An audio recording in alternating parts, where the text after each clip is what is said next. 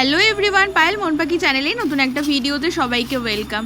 তো আমি ভালোই আছি, মোটামুটি দিনগুলো ভালোইভাবে কেটে যাচ্ছে। যাই হোক, তো অনেক দিন ধরে আমার মাংস খাওয়ার ইচ্ছে ছিল, মানে অনেক দিন ধরে মাংস খাইনি। তো ওই জন্য মামাকে বলেছিলাম যে আজকে সকালে বাজারে গেলে পরে মাংস নিয়ে আসতে অল্প করে। তো মামা তাই করেছিল।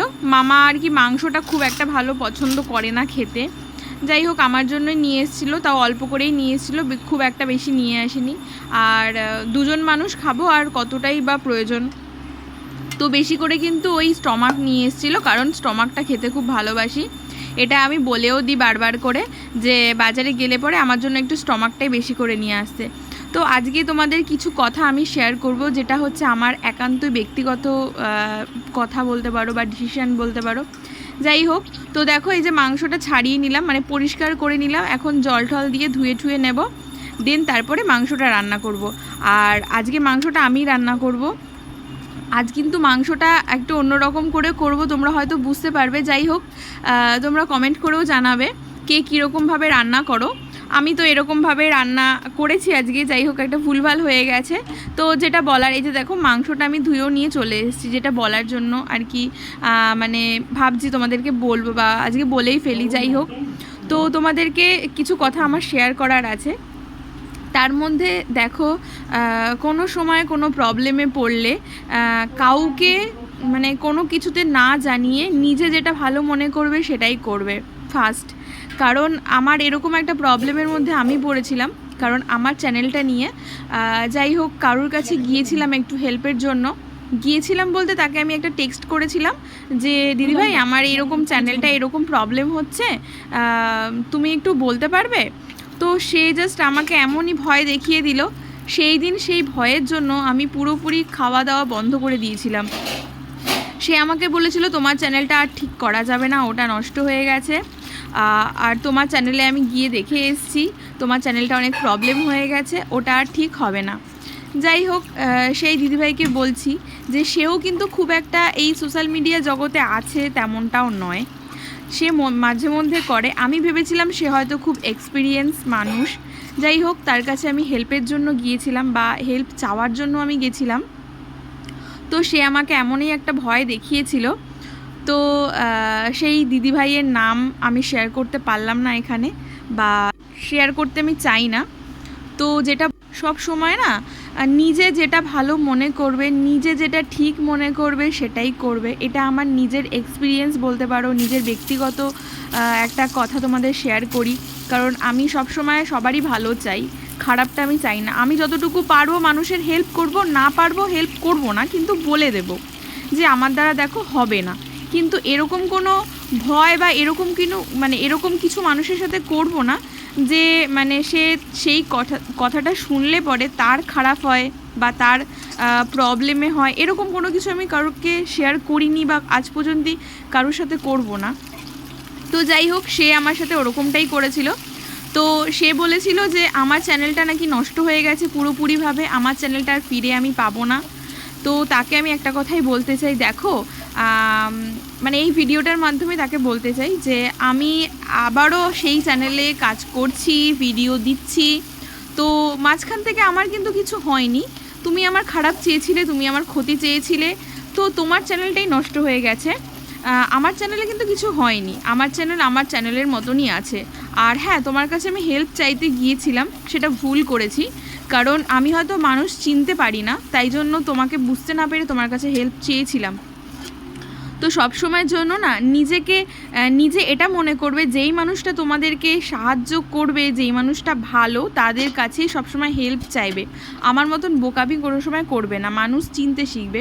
আমি যেরকম মানুষ চিনতে পারি না, কারণ আমি সবাইকেই না আপন ভেবে নিই বা আপন করে নিতে চাই। তো তারাই আমাকে পরবর্তীকালে দেখি যে প্রবলেমের মধ্যে ফেলে দেয় বা প্রবলেমে পড়ে যাই তাদের জন্যই। তো সেরকমই একটা ব্যাপার। তো সব সময়ের জন্য যেই মানুষটাকে দেখবে যে হ্যাঁ সেই মানুষটা তোমার জন্য ঠিক পারফেক্ট বা তোমাকে হেল্প করতে চাইছে, বা সে যে তোমাকে ডিসিশানগুলো দিচ্ছে বা সে যে তোমাকে কথাগুলো বলছে সেগুলো তোমার জন্য ঠিক, এটা যখন মনে করবে সেই মানুষের কাছেই যাবে, সেই মানুষের কাছেই হেল্প চাইবে। আদার্স যারা তোমাকে নেগেটিভ কথাবার্তা বলবে বা নেগেটিভ চিন্তাভাবনা মাথায় এনে দেবে তাদের কাছেও যাবে না, তাদের কোনো কথাও শুনবে না। এটা হচ্ছে আমার নিজের ডিসিশান একটা, কারণ এরকম প্রবলেমের মধ্যে আমি পড়েছি। তো সেই যে দিনটা আমার গেছে, আমি যখন সেই প্রবলেমের মধ্যে ছিলাম, তখন যখন তার কাছে আমি হেল্প চেয়েছিলাম, সে তখন আমাকে এরকমই কিছু একটা ভয় দেখিয়ে দিয়েছিল, যাতে আমার চ্যানেলটা পুরোটাই নষ্ট হয়ে গেছে। আমি সেই দিনটা সারা দিন না খাওয়া দাওয়া করে শুধু আমার চ্যানেল নিয়েই বসেছিলাম। মানে এতটাই আমার খারাপ লাগছিলো সেই দিদিভাইয়ের কথা শুনে, মানে আমি পুরো ভেঙেই পড়েছিলাম একদম। তো যাই হোক, ভেবেছিলাম চ্যানেলটা আমি বন্ধ করে দেবো, নষ্ট করে দেবো, আবার নতুন করে একটা খুলবো, এরকম একটা ডিসিশান নিয়েছিলাম। কিন্তু আমাকে কেউ একজন বলেছিল যে কেনই বা নষ্ট করবি, কেনই বা বন্ধ করবি একটা মানুষের কথা শুনে। তো যাই হোক, এটা হচ্ছে আমার নিজের ব্যক্তিগত চিন্তাভাবনা, তোমাদেরকে শেয়ার করলাম। সব সময় পারলে আমার কথাটা মানে মন দিয়ে শুনে একটু শোনার চেষ্টা করবে, বা এটা সব সময়ের জন্য ভাববে। তো যাই হোক, দেখো রান্না মোটামুটি কমপ্লিট হয়ে গেছে, রান্নাটা হয়ে গেছে। এখন স্নান করতে যাব, স্নান করে পুজো দেব। আজকে অনেক সকাল সকাল ঘুম থেকে উঠেছি। তো ঘুম থেকে উঠে মোটামুটি এখন বাজে 11:30, মানে 11:35 বাজে টাইম। তো আজকে ঝটপট রান্না হয়ে গেছে। আজকে রান্না হয়েছিল চিকেন, তো সেটাই করেছি। আর মার জন্য ডাটা চচ্চড়ি হয়েছিল, ওই পটল দিয়ে মিষ্টি কুমড়ো দিয়ে। দেখো কীরকম ঘেমে গেছি আমি, কতটা ঘেমে গেছি রান্না করতে গিয়ে। তো সেগুলো কমপ্লিট হয়েছে। এখন স্নান করতে যাব, স্নান করে পুজো দেব, পুজো দিয়ে তারপরে আবার বাদবাকি যেগুলো কাজ রয়েছে সেগুলো আমাকে করতে হবে কমপ্লিট। তো ওখানে রান্না আর কি, মাংসের ঝোলটা আর কি ফুটছে। তো তো চলো। তো এরপর তোমাদের যেটা বলার আছে, এই যে রান্না করতে করতে আমি পুরো ঘেমে গেছি, সেটাই তোমাদের সাথে শেয়ার করছিলাম। আর দেখো এতটাই গরম পড়েছে, ঘেমে চেমে পুরো একাকার হয়ে গেছি।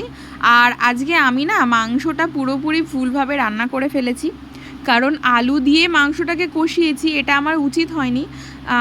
আমার একটু মাইন্ডটা ডিস্টার্ব ছিল, তো একটু ফোনেও কথা বলছিলাম, কথা বলতে বলতে এই ভুল কাজগুলো করে ফেলেছি। মা যখন এসে বলল যে তুই কি করছিস, আলুগুলো তো পুরো গলে যাবে, তো তখন আমি আলুগুলোকে তুলে তারপরে আবার মাংসটা দিয়ে কষিয়েছি।